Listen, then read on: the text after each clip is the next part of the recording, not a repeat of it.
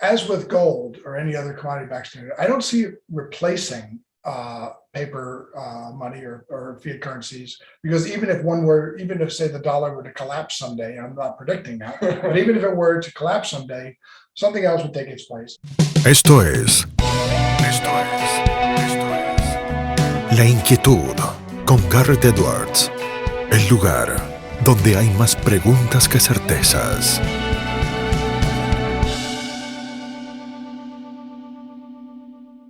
Hoy tenemos una entrevista muy especial en La Inquietud aquí en CNN Radio Rosario, parte de lo que es un ciclo en el que cada tanto tendremos entrevistados en el idioma inglés. Vamos a estar charlando con Earle, economista, que nos va a contar un poco sobre la pandemia de COVID-19, algo que viene estudiando muy fuertemente. Vamos a hablar también sobre la inflación en los Estados Unidos, sobre los mercados de memorabilia y cómo se mueven algunas cosas que quizá nos parezcan tan alejadas como las cartas de Pokémon. Vamos a hablar sobre el patrón oro, que Pete lo ha estudiado muchísimo y ha publicado recientemente The Gold Standard, Retrospect and Prospect. También vamos a hablar sobre criptoactivos, sobre la visión que tiene de la Argentina desde el exterior y, como siempre, vamos a preguntarle a Pete Earle qué lo inquieta.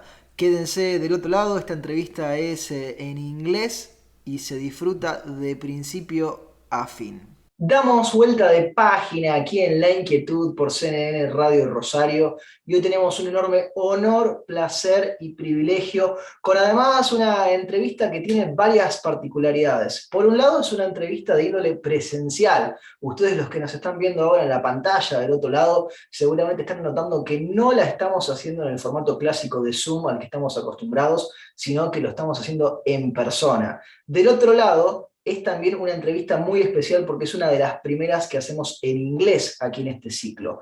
¿Qué significa esto? Que ahora van a escuchar una breve introducción de 1 minuto, 2 minutos, explicando de qué va a tratar la charla, para luego poder disfrutar en su enteridad una entrevista en inglés que vale muchísimo la pena aquí en CNN Radio Rosario.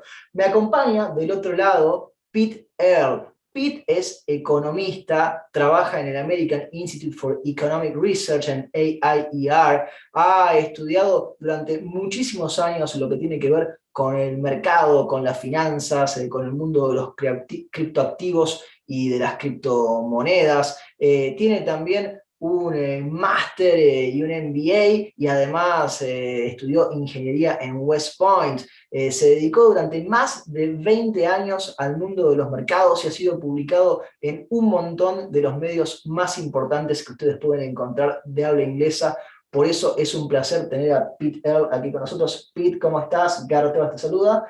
And now we'll be switching to English. Pete, how are you doing? So glad to have you here at La Inquietud. Thanks for having me. Appreciate it. It's a pleasure. It's really a pleasure. Pete, after having written and researched extensively on the COVID pandemic, you have authored and edited 5 books so far, maybe even more when it comes to the COVID pandemic. Who knows, you can have every color in the rainbow right now.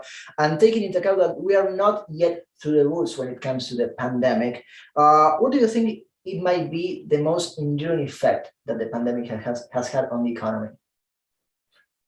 Yeah, there are a lot, but I mean, there's 3 that come immediately to mind. First, we saw the hyper-politicization of the crisis to a point where people's choices about vaccinations, people's choices as to whether or not to wear masks or what the rules should be, became an instant litmus test for their political views, which is kind of ridiculous. And it really permeated everything. And I think that hopefully people remember that, and it doesn't happen in the future, but if it does, it means that any crisis that comes up, in particular health crises, will be subject to really extreme political context, which I think is bad for everyone. A second would be the fact that I think this is difficult to see because this is called a counterfactual. There's things we can see and things we can't, but I wonder if there aren't thousands, hundreds of thousands, millions of people who might have wanted to start a business, and seeing as how last year the government or any government could suddenly shut down businesses, they could cancel people's ability to engage in private transactions, to start businesses, to be open, even to move around. I wonder if there aren't a lot of entrepreneurs or potential entrepreneurs who will never pursue that opportunity, and millions of jobs that won't be created, millions of economic opportunities that won't occur because people will say, wow, I would have invested this money, but suddenly overnight, just the drop of a hat, if suddenly some virus or disease comes from overseas, I could have the rug pulled out from under me. So I think there's probably a lot of people who might have started businesses, and this sort of a thing, this sort of policy has a sort of a dampening effect on the willingness to start a business. And then the last thing, if I were to choose three, is I think the fact that every crisis sees the economic and financial wings of government, whether it's monetary or fiscal in the US or otherwise, initiate larger and larger responses. It's difficult to see where we go from here, because I remember 2008, the policy response was so big, people said they could never go bigger, but they went much bigger this time. And where do we go from here? And I think it might be a blessing in disguise. It might be a positive thing that we are now seeing all the economic effects we are, because it may make policymakers in the future reluctant to pull out all the stops the way they did this time, flooding the economy with money, either through stimulus payments or expansionary monetary policy. Pete, you raised a lot of interesting points just now, and one of the effects that we can see from abroad has to do with the inflation in the US, which is currently the highest since 1991. Are you worried about the inflation in America? Absolutely. And I'm equally concerned that the Federal Reserve, which are the monetary authorities, and many academics in economics are saying, well, this is just transitory. Even if it is transitory, that doesn't mean that it doesn't have terrible effects now. I mean, prices rising right now mean that individuals right now have to make choices about what to spend on. And so there's a ripple effect through time. Again, businesses that won't be started, allocation decisions by businesses that will down the road affect their ability to hire, their ability to open new lines of new business avenues and things like that. So even if it's transitory, it still means there's an incredibly distortive effect on the economy. So I'm not comforted that those people, the people in charge, seem to think that transitory inflation is something that should mean we're not worried about it. You wrote the gold standard, retrospect, and prospect, where you mentioned, I'm citing, that for some the gold standard is a relic of a bygone era. Do you ever see the gold standard ever making a comeback, Pete?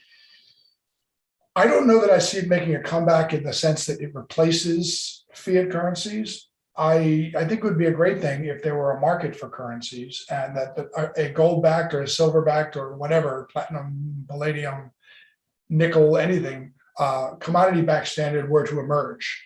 I think if you look throughout history, we've done nations, groups have done the best when there was a choice between currencies. And I could see gold coming back in informal transactions, or maybe even formal, but replacing the dollar, I don't see, or any currency for that matter.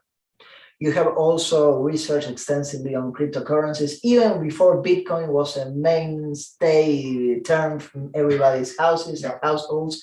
You have been following it since its very inception, and with all the changes that have been taking place, for example, with El Salvador making it legal currency, not mandatory, but legal currency in El Salvador. Do you ever see Bitcoin or any other cryptocurrency replacing currencies such as the US dollar, and would that be good for inflation? So, as with gold or any other commodity-backed standard, I don't see it replacing paper money or fiat currencies, because even if say the dollar were to collapse someday, I'm not predicting that, but even if it were to collapse someday, something else would take its place. I think what we are learning now is that Bitcoin and crypto more broadly is not a substitute for dollars or for euros or yen or anything like that. It's more of a complement to gold. It's a medium which can be used as sort of a place to hedge, a place to put one's fiat balances when there's a problem, when they think that there's a chance of a financial crisis or something like that.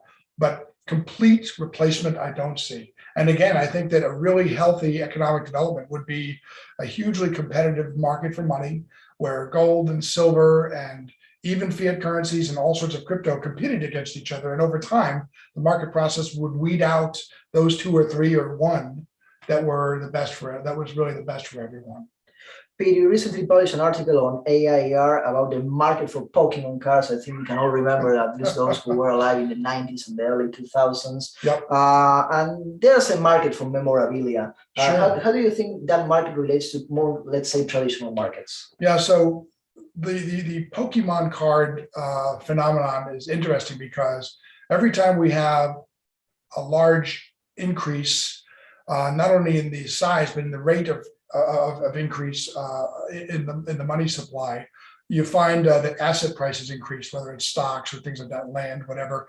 But there's always a few speculative areas in which that happens. And in the late 1990s, early 2000s, at about the time that the dot-com bubble was inflating, we had that in Beanie Babies. I remember those. Yeah. Right. Yeah. So the flash toys. Right. So right now we have, or I should say last year, we had sort of the, at the intersection of four things. We had this burst in Pokemon cards. We had people being locked down and therefore they're at home and they're bored and they were going through their closets and finding their own Pokemon cards.